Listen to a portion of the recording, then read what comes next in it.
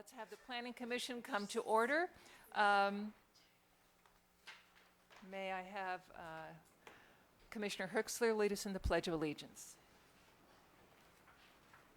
I pledge allegiance To the flag of the United States of America and to the republic for which it stands, one nation, under God, indivisible, with liberty and justice for all. May we have roll call, please? Chair Baldino, he has recused himself due to the property that's in 500 feet of the property. Well, he's not participating, so mark him absent. Absent. Vice Chair Newman is absent. Commissioner Keldorf, Here. Commissioner Wingate, Here. and Commissioner Heschler. I'm here. Do we have any public communications? No. Is there anyone here that wants to speak on an item that is not on the agenda this evening? Seeing none, we'll move to the consent calendar. There is nothing on the consent calendar. Do we have any written items? No. Okay. Then we have new business. The first item is the public hearing for approval of an adjustment to reduce driveway width at 436 Sierra Street. We're asking that this item be continued to the October 10th meeting. That's all. All right. We don't need a motion. We'll You just do continue. make a All right. motion in a second. I make that motion. I'll second. All in favor? Aye. All Thank you. opposed? So carried. Happy birthday, Michelle. That'll be a perfect item. Item number 2, consideration and possible action regarding an appeal by Karen Walcott and Christopher McPherson on the Planning and Building Safety Director's decision relating to an application for a building permit to construct an accessory dwelling unit within an existing garage at 945 Sheldon. Thank you. Mr. David King is going to give the staff report for this one. Good afternoon, members of the Planning Commission. David King, Assistant City Attorney. And before I start, Mr. Patterson, just so you know, there's copies of this packet. It's on the table in the back if you want to grab a couple, just so you know, outside the door. Yeah. Anyway, good afternoon, commissioners. So where to begin? As the commission knows, in 2016, the legislature changed the law as far as accessory dwelling units. And in response to the changes in state law, staff presented an ordinance for the commission's review that would have allowed accessory dwelling units in certain properties. Originally, it was just the R1, and then the legislature changed some of the components of state law to expand that, and the legislature continues to expand it as we speak. The commission may remember, for those of you who were on the commission at the time, there were several hearings that were held, and during the process, the law also changed one more time to clarify the term accessory structures within the law. Accessory structures is not necessarily defined, but if you look in this packet with the first picture, the first page is a picture of the property. If you look on the packet, page number 6, this is a page from the current state law, the current government code that relates to accessory dwelling units. And sort of in the middle of that paragraph, it says that the unit is contained within an existing space. This is page 6 of the packet. The unit is contained within the existing space of a single-family residence or accessory structure, including, but not limited to, a studio, pool house, or similar structure, has independent exterior access, et cetera, et cetera. So because of that language, which is the closest thing we have to a definition of accessory structure, our office prepared an ordinance that would not allow for garage conversions because garage was not specifically called out as an accessory structure. There are other places within the state law that speak to garage conversions, but those references fall within subsection A, which begins on page 6. And subsection A says, A1A on page 6, says that a local agency may by ordinance provide for the creation of accessory dwelling units, and the ordinance may or shall designate areas within the jurisdiction of the local agency where ADUs may be permitted. So we took that language, and there's language in that subsection, subsection A, which deals with garage conversions, and we interpreted that language to mean that the city can designate areas where garage conversions are not allowed because of impacts, as allowed by state law. And also because garages were not included within the definition of accessory structure, which is on page 6. So within this packet, we have the current city code, which begins on page 9. And the highlighted section on page 10 is the specific language that's the subject of this appeal, which is prohibiting garage conversions. Now, the legislature is keeping us all on our toes, and there's a little bit of a drama today because there's a bill which starts on page 12 of your packet that was introduced by Assembly Member Richard Bloom. He represents the Santa Monica area. And Assemblymember Bloom has introduced a bill that would specifically address garage conversions. Now, I've been tracking this bill for months, and originally the bill was very narrow in scope. And on Monday of this week, because this is the last week of the legislative session in Sacramento, on Monday of this week, my impression is that the legislature tried to combine multiple bills, or at least more than one bill, that dealt with housing and accessory dwelling units and tried to sort of merge them all together. So you will see that this assembly bill, there's lots of added language, which is in italics, there's strike-throughs, and in particular, the language that we're looking at is actually on page 18 of your packet, which seems to address, or does address, I should say, attached garages. So they're actually inserting the word garages into the legislation. This bill, as of an hour ago, when I last checked, I did not see that it had been approved by the Senate. It's been approved by the Assembly. Tomorrow it's my understanding tomorrow is the last day for bills to be approved by both houses and then sent to the governor. So we're waiting to see if this bill becomes law, what the final version of the bill is, because that's still very much in flux. And as I've communicated to the appellant's counsel, if there's a change in state law that addresses this particular issue, the city will amend its code to allow garage conversions. Now, of course, I shouldn't get too far ahead of myself. Staff would prepare an ordinance. We'd present it to the Planning Commission. We would advise the Planning Commission the state law has changed, and we would recommend that the Planning Commission recommend approval of the ordinance, and then we would take it to City Council. We would recommend that the council approve it. Of course, I can't speak for either the Planning Commission or the council, but that would be staff's recommendation because there's been a change in state law. But as it stands today, the bill has not been adopted. Our interpretation, which was included in the packet that went out to you all, is that the language in the municipal code prohibiting garage conversion as it stands today is in compliance with state law, and the appellants disagree with that. So hopefully that gives a brief overview from me as to what we're really talking about. The appellants want to, as I understand it, they bought a property that had units on the property already. They've applied to convert that property, bring it up to modern code standards, and it happens to be within an existing garage. And so we're talking about a garage conversion, which triggers the language in the municipal code.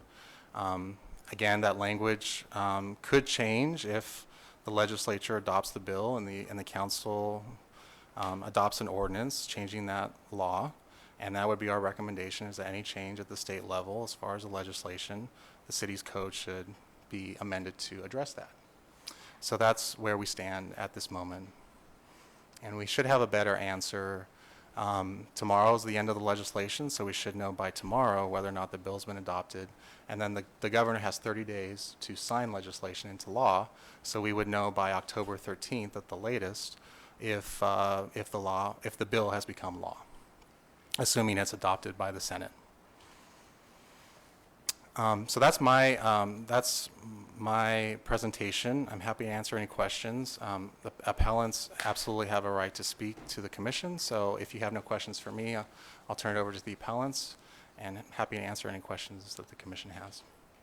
Thanks. If you would like to address the gathering, would you come up to the microphone and introduce yourself and tell us where you live?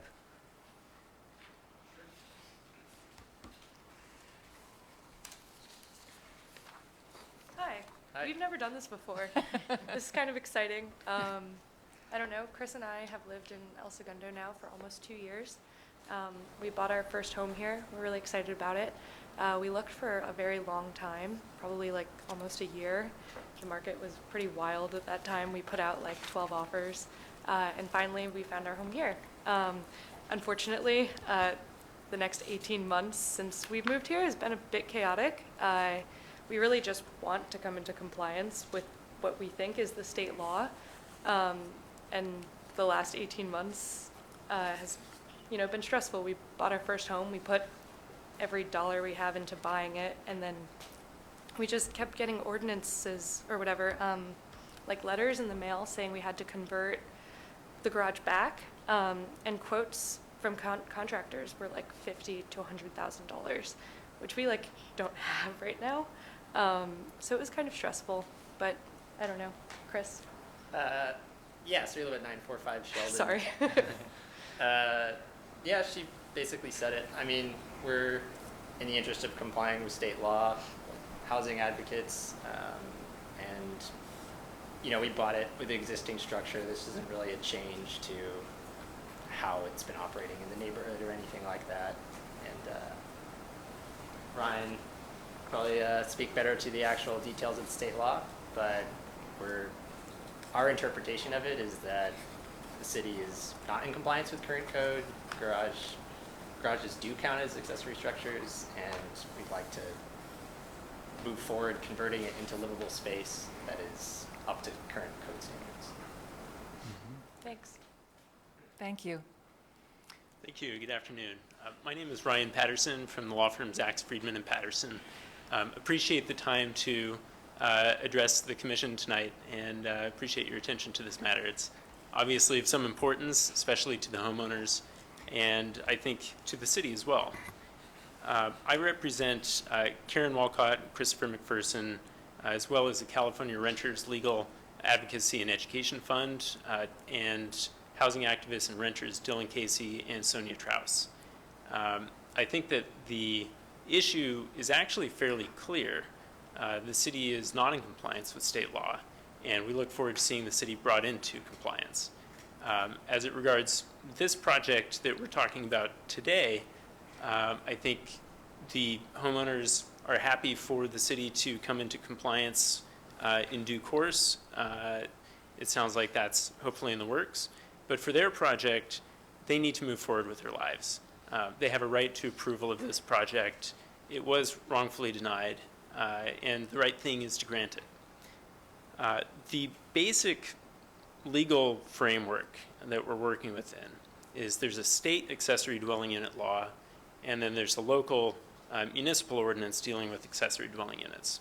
The state law is Government Code 65852.2, and it provides that municipalities, if they choose, will pass a code-compliant, state law-compliant accessory dwelling ordinance that governs locally how that's to be implemented.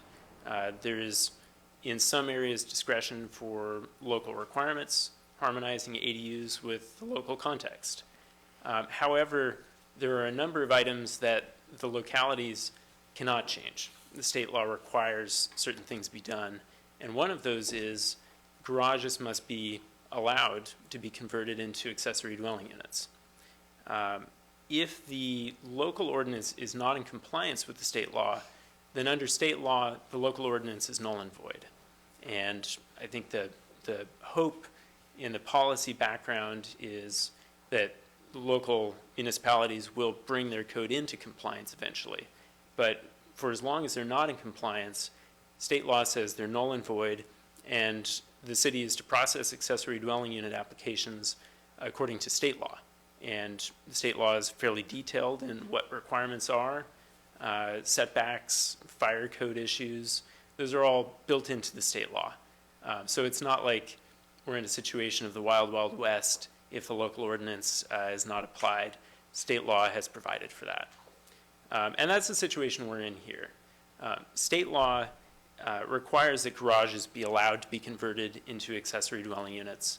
Because the local ordinance does not allow that, that's a major deviation from state law, and it's simply not allowed. And that noncompliance, that inconsistency, means that the local ordinance in El Segundo is null and void. Again, we look forward to that being brought into compliance in the future, but as for this application today, it's state law that governs it. And I'll quote again, the city attorney did quote section E of the state ADU law, but I want to bring that back up, and that's in your packet in a highlighted portion on page 6, if I remember correctly. So section E of the state law says, notwithstanding subdivisions A to D inclusive, a local agency shall ministerially approve an application for a building permit to create within the zone for single-family use one accessory dwelling unit per single-family lot, if the unit is contained within the existing space of a single-family residence or accessory structure, including, but not limited to, a studio, pool house, or other similar structure, and then goes on with further requirements. So with all due respect to the city attorney and the city's interpretation, the fact that garage is not listed as one of these types of accessory structures does not mean that it's excluded from the state law. Accessory structures in general are included in the state law, and here are a few examples. Studio, pool house, or other similar structure. A garage is an accessory structure, and we can look to the city's own municipal code, which includes a garage in the definition of an accessory structure. That is 15-1-6. Is that in this packet here? I didn't prepare that packet, That's so okay. I couldn't That's all right. speak to that. And please go ahead and read it if you have it. I don't have that in front of me, but happy to pull that up and we can discuss that further. I don't think that's the key detail here, but just saying that even under the city's own law, it's clearly an accessory structure. The city has found I think an admirably creative argument that says, well, in one place in the state law, it refers to living area, and then it also separately refers to garages. But that's not speaking to a difference between a garage and accessory structures or other living areas. That's speaking to whether a garage is included within the house versus outside in an accessory structure. And of course, some houses have garages built in. You drive in and get out of your car and walk into the house. And then some houses have separate accessory garages. You park and then go out of the garage into the house. And I will quote that section as well. Is that a section of state or city law that you're referring to? That's in the state law. Thank you. Mr. And that Patterson, is yeah, section, I'll just interject. It's on page 7 of the Thank you. packet. thank you. That's section I1, so little I1. It says, as used in this section, the following terms mean, living area means the interior habitable area of a dwelling unit, including basements and attics, but does not include a garage or any accessory structure. So if you take a garage inside a house, that would not be an accessory structure. That's, of course, inside the house. And all of that's saying is you don't count the garage square footage toward the living area, even though it's inside the house. So there's no distinction set up in state law between garages versus other accessory structures. All accessory structures of the types, including but not limited to pool house, studio, et cetera, must be allowed to be converted to an ADU. So the non-compliance, the inconsistency between the local ordinance, which prohibits garage conversions, and the state law, which requires them, is very clear. As a result, under the state law, the local ordinance is null and void. And so all of that brings us to, what do we do with this application today? And the requirement is very simple. We have to process it under state ADU law. State law requires, I'll read this section for the record.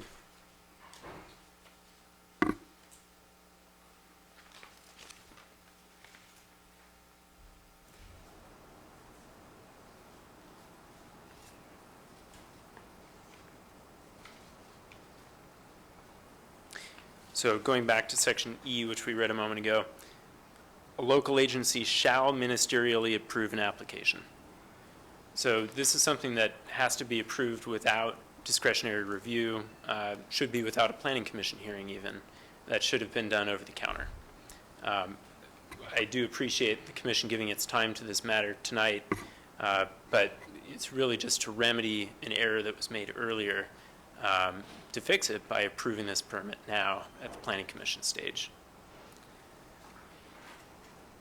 I think I have to give fair warning to the city.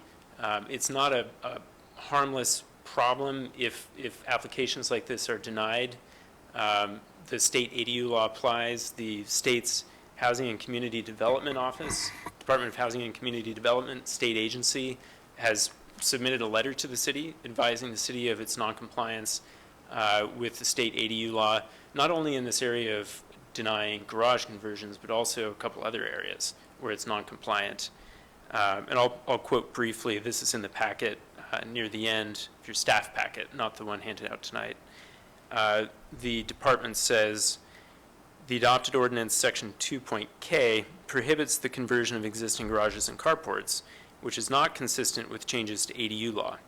The conversion of existing parking structures shall be ministerially approved when the unit is contained within the space of an existing single-family residence or accessory structure, including the garage for the primary dwelling. So the law is And very who clear. is that from? I'm sorry, I Of didn't course. catch that. This is from the Department of Housing and Community Development. Okay. That's a state agency Thank that's you. charged with enforcing housing law. So the law is clear on this. The state ADU law applies. There's also an area of law called the Housing Accountability Act. That's another state law, Government Code 65589.5, and that requires that when a housing development project complies with the objective standards, it must be approved. The city is not authorized to deny those anymore. It's until recently, not a well-known law and recently strengthened. So cities no longer have discretion to deny projects like this, whether it's an ADU or not. If it's a code-compliant housing project, the city cannot deny it, cannot impose conditions that reduce the density of a project, and under forthcoming, I expect soon to be passed legislation, it'll be even clearer that that applies to things like even taking away bedrooms from a project will not be allowed. The penalties for violating that law are quite severe. There's a unilateral attorney's fees shifting provision so that if a homeowner or an advocacy organization like the one contesting the previous decision in this case files suit, they're entitled to recover their attorney's fees, which of course can be substantial, as well as potential penalties, which can be $10,000 per housing unit that's denied. So on smaller projects, I think that's still significant money. Larger projects, that gets to be a pretty major issue for a city. So that's friendly word of advice and request for compliance going forward. In this matter, we do respectfully request that this be decided today. The homeowners have been waiting for quite some time, putting a lot of time and money and energy into this, which they shouldn't have to do. They're obviously a young family getting started in the city, and I think the right thing to do is to help them along their way, complying with the law. and helping to approve housing where it's required. Appreciate your time again, and I think Dylan Casey from the organization has a few words to say as well. Thank you. Thank you. Thank you. And I'll be happy to answer any questions as well. Thank you. Hi, I'm Dylan Casey. I'm the Executive Director for the California Renters Legal Advocacy and Education Fund. We are working with the homeowners to try and argue for an interpretation of state law, which I think Brian did a very good job of outlining for you. I don't have a lot to add to that. I think I just want to make a couple points about why the state legislature is promoting ADUs. They are a particularly inexpensive and low impact way to add housing development to California, and garage ADUs in particular are some of the lowest impact and lowest cost way to add housing units. Where you already have a structure, you can convert that structure into an apartment very cheaply and easily, and that's the reason why, in my mind, the state legislature included the extra provision, that paragraph E, that refers to conversions of existing structures. And furthermore, I think that garage conversions on the impact side, I know there may be some concerns about parking. The city can still require parking on the site for the single-family home. It just cannot require that those parking spaces be covered. So you're not losing any parking spaces by allowing a garage to be converted. All you're doing is allowing a person to live under that roof, and the cars can live outside. So I think there's very little reason from a policy perspective, for the city to limit this type of ADU development, and I think it's pretty clear that the state, in their judgment, passed a state law to promote this exact thing. So I would just ask that you take that kind of policy background in mind when you're making your decision. I think I would make one more point about the commission's option at this point. Paragraph E, that first part of paragraph E says notwithstanding sections A through D, which means notwithstanding whatever is in the local ordinance. So cities are actually charged with processing applications under that paragraph, regardless of what is in their local ordinance. So even if the commission views the local ordinance as in compliance, if you view the paragraph that we are referring to here as applying to garage conversions, you have the discretion to approve this appeal based on that. So I would ask that you go ahead and do that and just make a decision on it today and move forward. Thank you. Thank you for. I have a question. Yeah. I believe I heard you say that the state says cities can demand parking for accessory units? For the single-family home. The parking for the accessory unit depends on the unit's proximity to public transit and other, or like rideshare cars. So if there's a bus stop near the ADU, or I think it's within a half mile, the city cannot require a separate parking spot for the ADU. All right, that was my that's- understanding. yeah. I just wanted to be sure I understood what you were saying. But that's true regardless of whether the ADU is located within what was previously a garage or whether it's a Yeah, separate I structure. understand. I was Okay. just wanted to be sure. I thought perhaps state law had changed and I wasn't aware of it. Thank No. you. Okay, thank you. There's one last thing I wanted to mention. The question of whether the state ADU law applies to garages as accessory structures or not. Garages are mentioned several times in the state ADU law explicitly. And on page 2 of today's packet, it's section 11, little xi. It says, when a garage, carport, or covered parking structure is demolished in conjunction with the construction of an accessory Would you dwelling stop unit. just a minute? Where are we? Sorry, it's. Page. Is it page 004? It's our page 4. All right, all right. Would you start again, please? Okay. It says, when a garage, carport, or covered parking structure is demolished in conjunction with the construction of an accessory dwelling unit or converted to an accessory dwelling unit.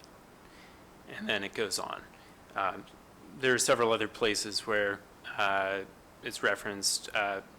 Number 7 on that same page No setbacks shall be required for an existing garage that is converted to an accessory dwelling unit. So it's very clear that the law is meant to apply to garage conversions. And just in conclusion, we do hope that the legislation in Sacramento passes this week. But again, this application today does not depend on that. Current law requires that it be approved and should have been approved already. So we respectfully would request that that be done tonight. Thank you again. All right, you referred to XI, and then you referred to another passage in this document. Would you tell me what that passage was, please? Yes, and I flipped them. I read one before the other. The one before that is a little bit higher on the page, I believe. It's number 7, so almost to the top of that page. No setback shall be required for an existing garage that is converted.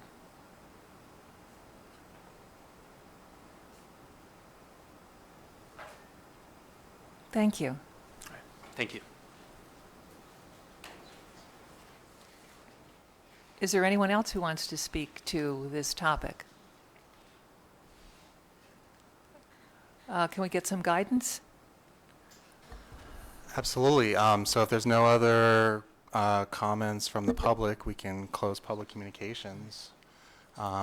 Or you can, if you have any questions, either of the appellants or of staff. Happy to Okay, answer those.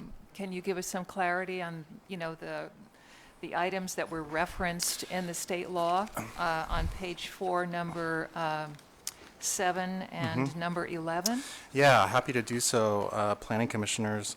So I have read this legislation many, many times, and I think there's a little bit of context is helpful.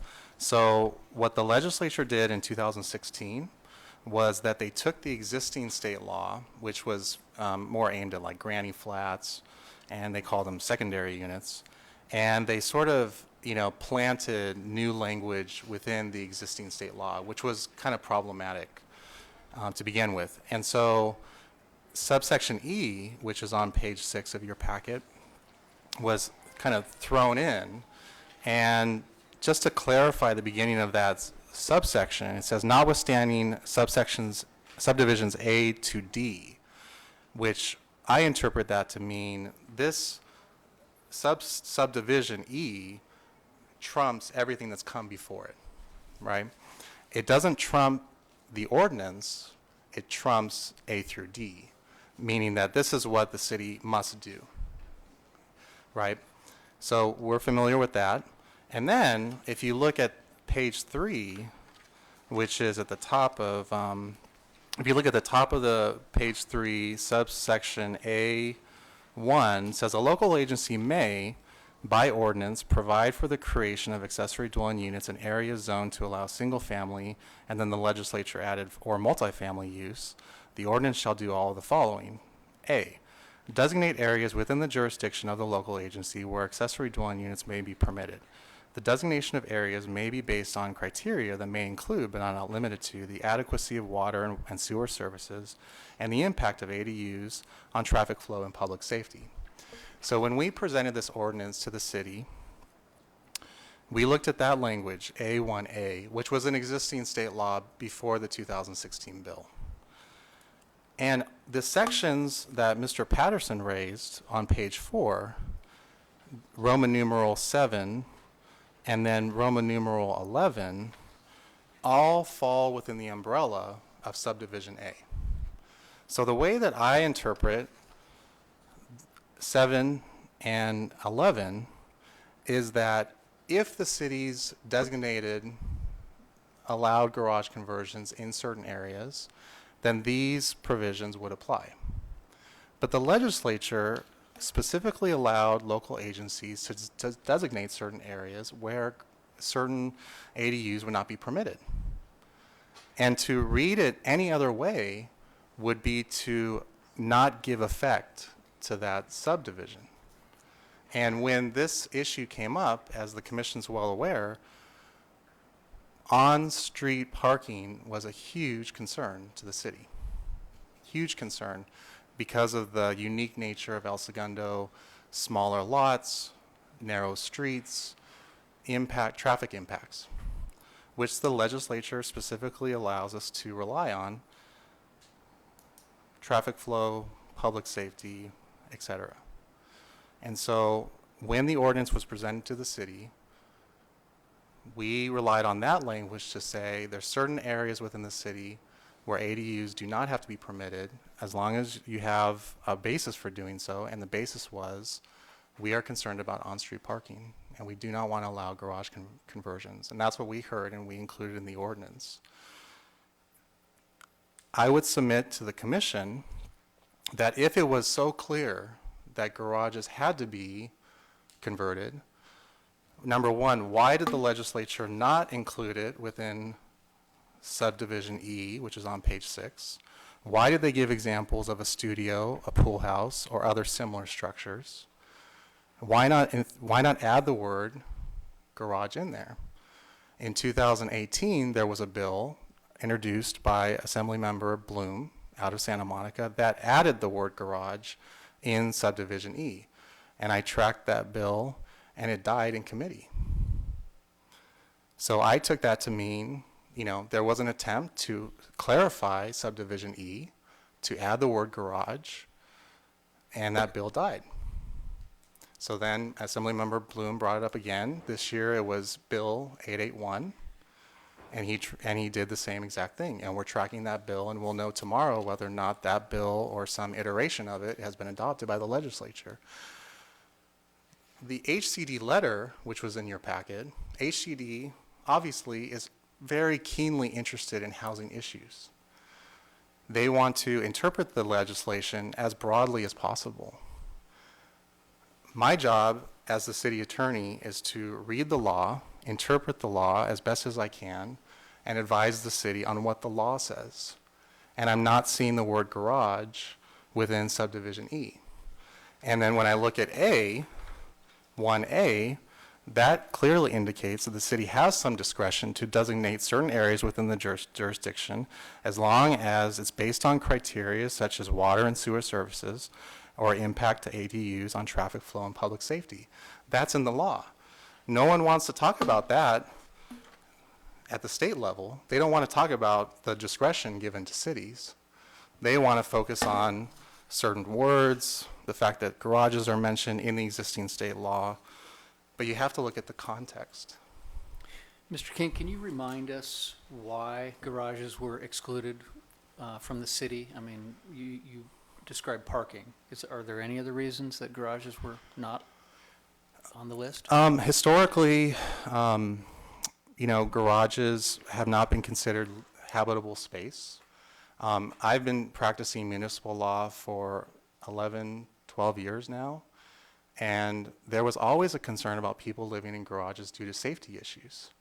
And so when there was discussion about the legislature allowing people to convert garages, there was a lot of discussion among municipal attorneys about, well, how does that present a life safety issue? So there's life safety issues, there's parking issues, and there's also the issue about when the law came into effect in when the bill came into effect in 2017, the legislature didn't address what do you do with a proposed house? Proposed house. Do we still require garages? Or if we interpret it the way the state wants us to interpret it, HCD, which is that we have to allow garages, can we even require a garage at all if a homeowner can just turn around and then apply right away to convert that garage into another unit? Can we even require a garage to have off-street parking, which is historically the way we've always approached housing? So then our office created a definition of existing to create some certainty out of the bill because the legislature didn't address that, and to create a line in the sand. So the idea is that if it's existing as of 2017, then these rules apply, but anything on a go-forward basis that hasn't been built yet would still be subject to the current rules because we don't know how to interpret the law as to proposed structures. And then since then, the legislature has addressed that issue as well. So this is very much a work in progress. I think the legislature is trying to figure out, how this is going to work and how we're going to apply this. And we're just trying to keep up. Right. Every year since 2016, the legislature has had numerous bills that amend this section. And it's just a waiting game to see what the legislature finally lands on. And again, last year I was tracking 831, which would have changed subdivision E to add the word garage. That bill died. So then again, Assemblymember Bloom brought the issue up again. Do you know why 831 died? I do not. I don't know if it was because of that language or if it just died in committee. How similar is 881 to 831? It used to be very similar, and then as of last week or earlier this week, it got completely overhauled. So what they did with 881 is they took another bill and sort of threw it into Assemblymember Bloom's bill, which in my mind suggests that it's probably going to be adopted. But it's trying to kind of bring in other elements of other bills and make sure that those bills, make it through. And these all relate to housing, I presume? Yeah, well, these all relate to ADUs in particular. I see. Yeah, so it's very much a work in progress. So all that to say, tonight, from my perspective, from our office's perspective, the current code does not allow garage conversions. I would submit to the Planning Commission that's consistent with state law as I interpret it. It's either, from my perspective, you can either adopt the resolution denying the appeal, or we can continue this, wait to see what the legislature does. We'll have an idea tomorrow if the bill is adopted, and then October 13th is the deadline for the governor to sign the bill. And I've already indicated to the appellants that if the law changes, our office would prepare an ordinance presented to the Planning Commission, and if the Planning Commission recommends approval, we would take it to the council and have the council consider it. I don't want to speak to what the city will do, but I would say that if there's a change in state law, our office would prepare an ordinance consistent with state law. The other thing I should mention is that there have been changes to the ADU law since the ordinance was adopted. Last legislative session, there were changes made. Staff is aware of them, and our office is, we have a draft ordinance that will make changes, and once we know as far as the legislative session this year, we would bring an ordinance back regardless. That makes even more changes because this is very much in flux. Can you give me an idea of what procedurally happens at the state level between today and tomorrow? When you say adopted, does the Senate vote on the bill? Has there been any sort of an indication of what that vote would be? So I don't know 100% what the indication of the bill is, but all I can say is that I've been tracking 881 for several months. Only within the past week or so have all these certain changes been made, which suggests to me that it's very active, that I think it's likely to pass. My understanding is it's in a third reading in committee, and then once it makes it out of that committee, it would go to the Senate for adoption. And then once the Senate adopts, if there are any changes to it that haven't been approved by the Assembly would also have to approve of those changes as well, just to make sure that they harmonize. I read an interesting article that as of the beginning of this week, there were almost 700 bills in the legislature that had not yet been adopted. So I can imagine up in Sacramento, it's very hectic. But I think housing, we all know housing is a really important issue in California.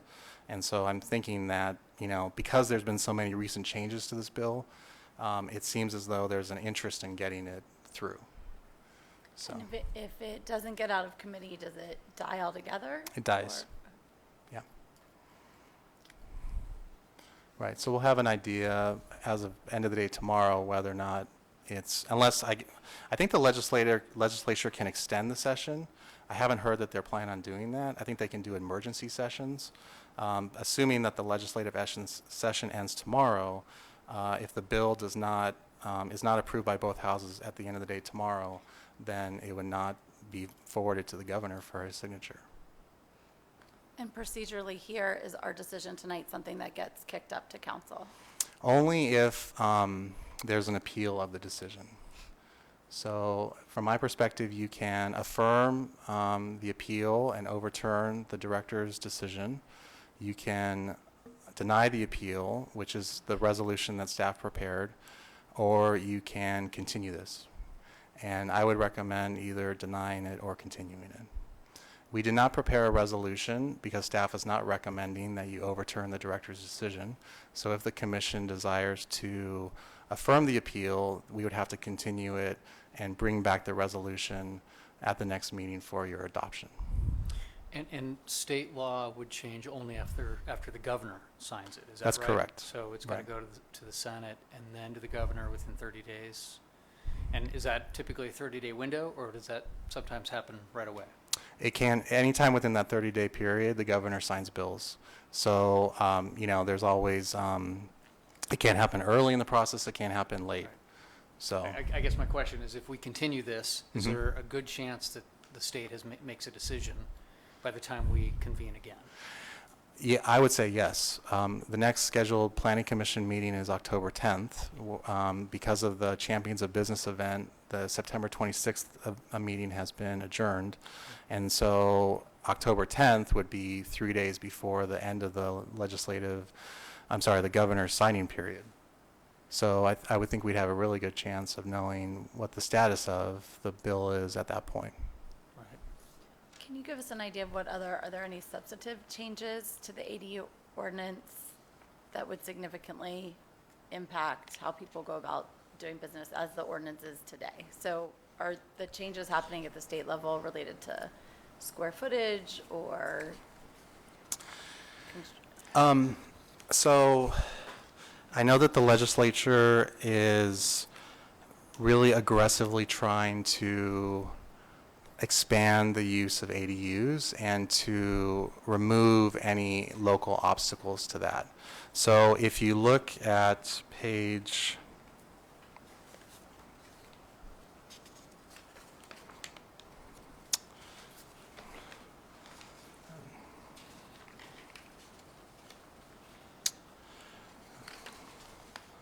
I thought I included it, but I don't think I did.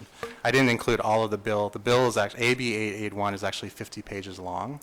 But there's language that says that the city will have to allow an ADU and a junior ADU, which is even a smaller unit On R1? in the R1. Interesting. And so there's actually, it goes even further where there might be even additional units or limitations on, well, you know, the city would just have to approve them. So yeah, the state is aggressively expanding the use of ADUs. Hey, can I ask a parking question? If, let's say a garage has been converted and it's habitable, you know, there's no safety issues. If there's no parking and if there's no parking in the garage and the applicant or the house can provide parking on a driveway, is that an acceptable use of? Yeah, the law provides for that. Okay. Okay. If we were to continue this, to wait to see what goes on at the state, is there a way to give the applicants some relief in terms of, can we no longer be sending them notifications that they're out of compliance until there's some definitive action? Yeah, there's been no communication with them after they filed their appeal. So we're not going to write them up or send them any correspondence once they submitted their appeal. And I would also like to say for the record, I did, you know, Mr. Patterson and I have discussed this. Once they indicated that they wanted to appeal, I did make it clear, as stated in my letter, we're well aware of AB 881 and we're tracking it, and we're not blind to the fact that there are larger, we're subject to state law, period.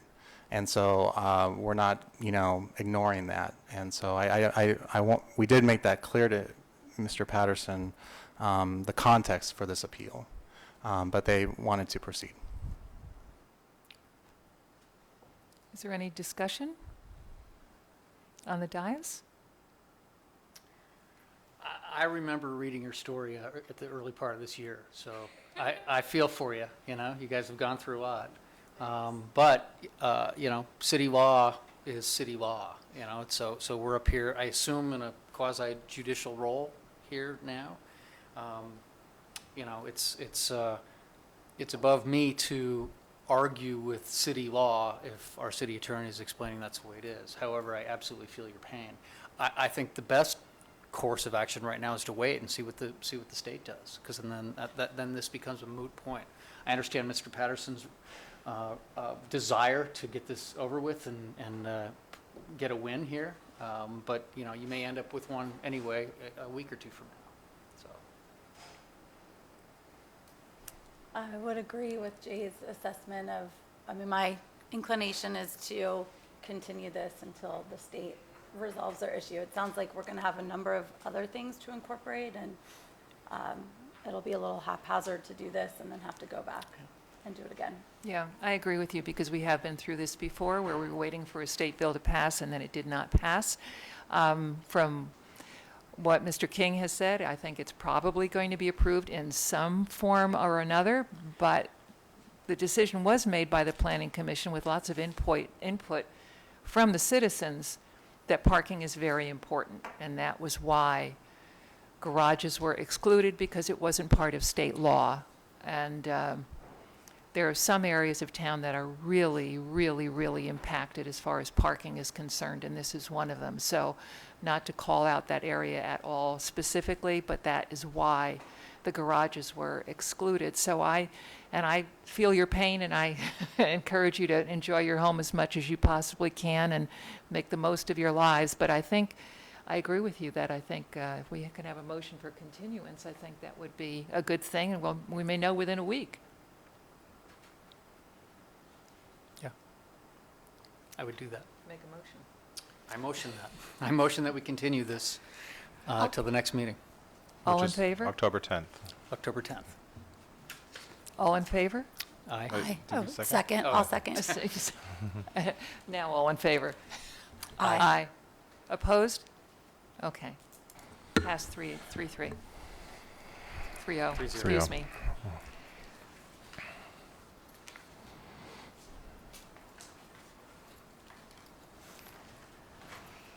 Do we have any continued business? No. Do we have a report from the Planning and Building Safety Director? Sam was going to give a report. I think he forgot that he had put in for a vacation.